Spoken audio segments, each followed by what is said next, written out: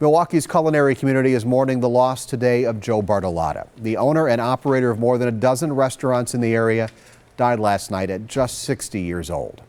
Ben Jordan shares how his legacy extends far beyond his business ventures.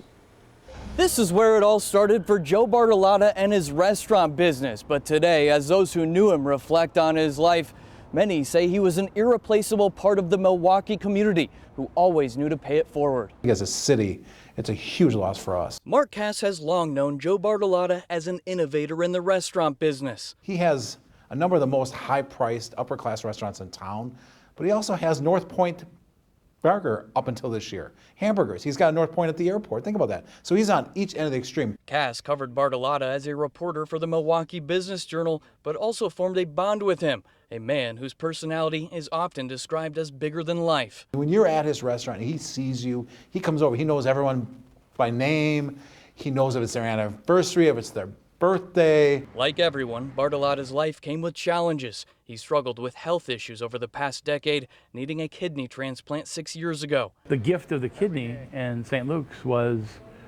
second chance at life. Despite Bartolotta's passing, that second chance is still paying dividends for the city of Milwaukee.